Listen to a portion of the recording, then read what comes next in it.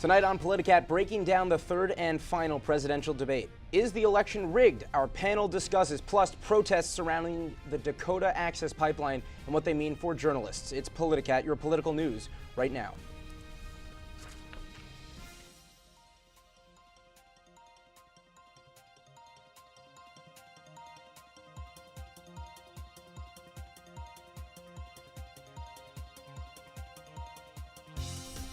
And good evening. Welcome to Politicat. I'm Jesse Kirsch. Thanks for joining us. Last night, we saw Hillary Clinton and Donald Trump face off for their third and final debate ahead of Election Day. Fox News' Chris Wallace hosted the event at the University of Nevada in Las Vegas. The debate had 6 segments, each of which focused on one question, beginning with the flexibility of the Constitution. The conversation also covered immigration, foreign policy, economic policy, and fitness to lead, topics that have been well covered in past debates. Wallace, for his part, seemed to rein in the candidates more than past moderators, and the debate was noticeably more restrained. That did not stop the usual mudslinging from dominating. At one point, Trump called Clinton a, quote, nasty woman, end quote. The former Secretary of State didn't hold back either, calling Trump a puppet of Russian President Vladimir Putin. And then Kelly Norris was in Las Vegas last night. She starts us off from inside the spin room. I'm here at UNLV in the spin room where surrogates from the Clinton and Trump campaign will come after the debate to talk about what went right and what went wrong. The main topic in the spin room last night were regarding Trump's remarks on voting fraud and if he would accept the results of the election. What we do know is that in many places they don't require identification, and we know that there are people who are interested in manipulating the vote. We also know that 14% of illegals are registered to vote. So those are not things that inspire confidence. It's like voter fraud. Correct, but they're talking about that. They're talking about busing people. They're saying, and I quote, to this effect, we've been doing it and we've been breaking the law for 50 years and we're not about to change now. All we want is a fair fight. If he wins, it's a good system. If he loses, it's rigged. So there's 2 sets of rules. The rule is that he wins, my will, the House wins his rule. Women's rights were also a big topic for both the Clinton and Trump campaign. The Clinton Foundation pays men far better than it pays women. That happened in her State Department, happened in her U.S. Senate office. This is not somebody who has paid women as well as she has paid men in her career. He said he would appoint judges that would overturn Roe versus Wade, which would mean that it is no longer a right in the United States of America for women to make their own decisions about their pregnancies. But both campaigns said they're confident in their candidates' ability to unite the American public after winning the presidency. Right, you talk to people, and she's good at that. I think I'm not worried about her getting out there and talking, and I think there'll be challenges because there's a lot of people that have a very poor perception of her, and it's going to take a lot of work, but that comes with the job. Do you want to keep things the same for them to get worse, or do you want change? And I believe Mr. Trump is going to win. We heard what surrogates from both sides of the campaigns had to say, and now it's your turn to choose. Just less than a month until the election, it's gearing up to be a tight race. For Northwestern News Network, Kelly Norris. All right, thank you, Kelly. Well, there's plenty of perspective in that spin room. Let's get some perspective of our own here on the desk tonight. I'd like to welcome in our panelists, Samantha Rose from the College Democrats, Edmund Bannister from the Political Union, and David Donnelly from the College Republicans. Thank you all so much for being here. I think one of the things that was really striking about the room last night is you looked around, you saw a number of celebrities in that crowd. One that struck with me was seeing Ted Danson from Cheers of all shows in the room for that debate. That seems to be a theme this year. We haven't seen that before, have we? I don't think we have. I think it has a little bit to do with the candidates in this race, specifically Donald Trump. He has associated with these people in the past. But in general, I think that celebrities, like anyone else, are trying to get involved in this election cycle. Everyone's frustrated. Everyone's interested. Well, and you mentioned Donald Trump, and he had Malik Obama, who is President Obama's half-brother, had him come from Kenya to be at this event. He's been an outspoken critic of Secretary Clinton. But at the same time, Hillary Clinton brought Mark Cuban, who has been trash-talking Donald Trump in social media. Is this a strategy for both of these campaigns, Edmund, or is one of them playing up to the other? I was actually sort of thrown off by Donald Trump's move here. He invited Malik Obama, who is the stepbrother of President Barack Obama, whose only real qualification is that he was a failed politician who tried to run for the governorship of a Kenyan state about 4 years ago. He's not particularly relevant to Hillary Clinton directly, and he certainly doesn't have the profile of someone like Mark Cuban. I thought it was a very weak choice on the part of Donald Trump. David, question for you. especially in recent weeks, we've seen, especially after the first few debates, Speaker of the House Paul Ryan saying, I'm stepping away from this one. I'm not going to be talking about this election as much. I'm focusing on our House candidates. Is this move toward these kind of celebrity guests at these debates almost like trying to find surrogates when there may not be some in the party mainstream? I think that could certainly be a part of it. I mean, I would agree with Samantha, what she said earlier. This is certainly the Trump effect. This election has been much more theater than policy. I think a lot of people would agree with me on that. And yeah, I think Republicans have had a difficult time finding more of their mainstream candidates to bring to some of these things that would normally show up. So, but it's Donald Trump. You can never really expect what he's going to do. The only time he ever surprises me is when he doesn't surprise me, really. So. And another surprising moment last night in the debate, one of the truly negative moments, when Trump, in the middle of one of Clinton's answers, leaned into the microphone, called her a nasty woman, such a nasty woman. Where is this coming from? It seems like these debates have gone step by step downhill. Well, I think if you've been watching since the first debate, you can tell that this was just something that was coming. It started when he said that Megyn Kelly had blood coming out of her wherever. Like, it has been something consistent throughout the campaign. He's been misogynistic. He has constantly, I mean, just like a few weeks ago, he talked about grabbing women by their genitals, endorsing sexual assault, agreeing that he's committed it himself. I mean, I'm not stunned. And in some of the instances, we've seen Secretary Clinton ignore these things and brush them off. But last night, she seemed to push back a little bit more, calling Trump a puppet of Putin. Is that lowering herself to any level? Is that just fighting back the same way that he is? You know, what is the approach there? Is she playing it the right way? I think Hillary needs to show that she can be just as aggressive, or at least partially as aggressive as Trump can be. One of his strengths is that he's considered a maverick, a guy who says what he means. And I think by saying that he's a puppet of Putin, obviously it's hyperbole, but it certainly makes her look stronger than she has in the past. And I think that's a positive for her. And perhaps the most controversial statement made last night was when Chris Wallace asked Trump whether he would accept the results of the election if he were to lose. Trump replied, quote, "I will tell you at the time. I'll keep you in suspense," end quote. This has been the American way. It's the peaceful transition of power. David, what is your reaction to someone, a member of the Republican Party, a member of the college Republicans here on campus, to see your party's standard bearer saying he's not going to move forward necessarily with the American political system? I would counter that with my party's nominee says a lot of things, and I don't think this is something that should be taken too seriously. It's like I said, it didn't surprise me at all that he said it, because it's surprising. I don't think it's something he'll follow through with. I think the key thing to remember with Trump, everything that he's saying right now, he's down 11 points in one poll that I saw and 9 in another. So, and we're starting to reach, I think, that desperation phase. So Trump said some crazy things when he wasn't desperate. I think we're going to start seeing him even turn it up a notch now that he gets down to the wire. And it's worth noting also that several prominent Republicans, among them Senators Jeff Flake and John McCain from Arizona, Lindsey Graham, immediately rebuked him last night, and more have come out today to agree with that. We'll have more on this election rigging idea and so much else to discuss coming up. Stay tuned on Politicat right here. At Northwestern, we're Wildcats in every way.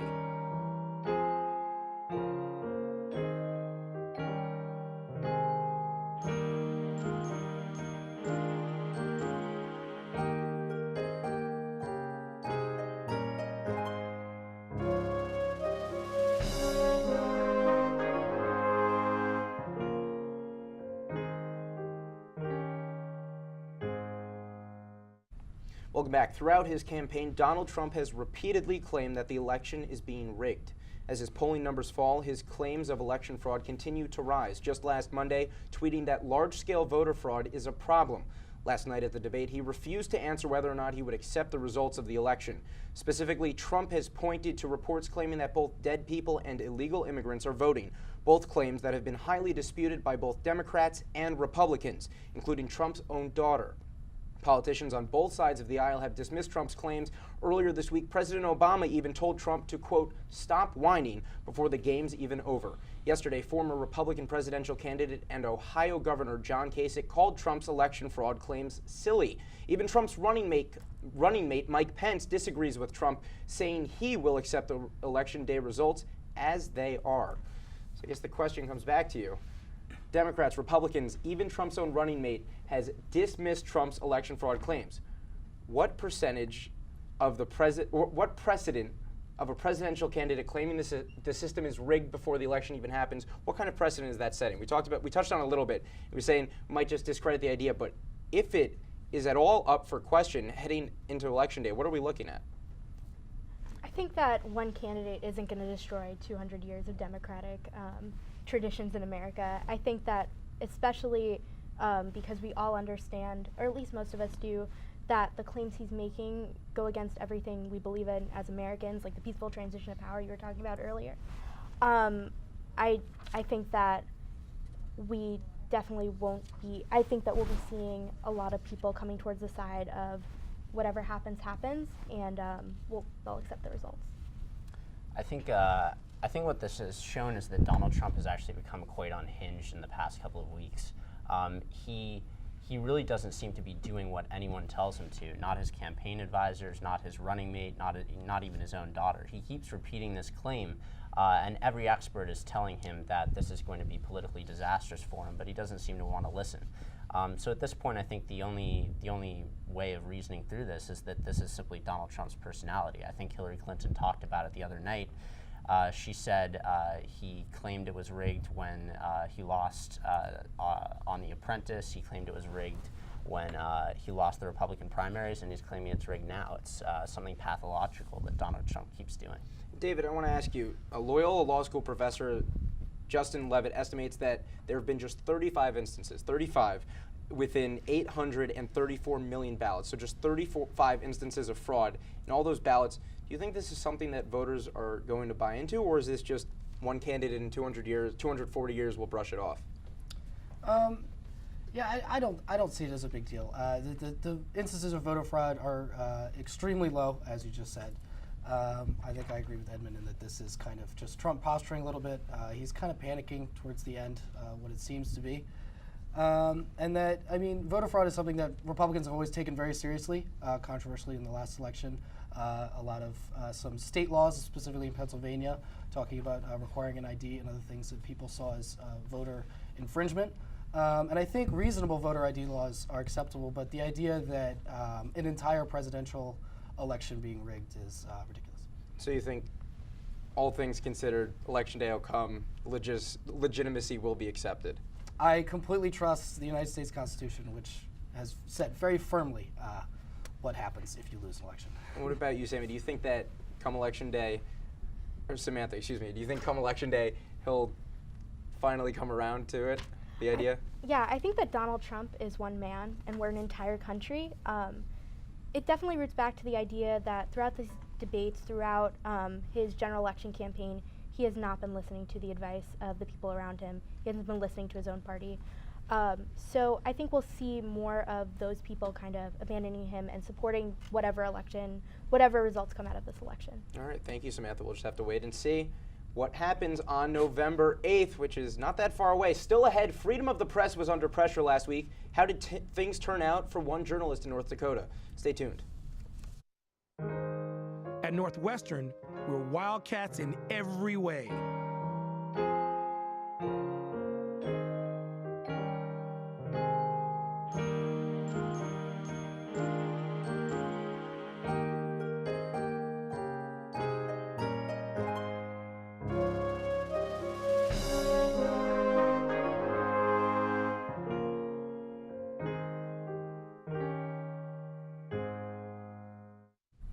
Welcome back. We turn now to the Dakota Access Pipeline. It is a $3.7 billion pipeline route being built to transport crude oil from North Dakota to Illinois.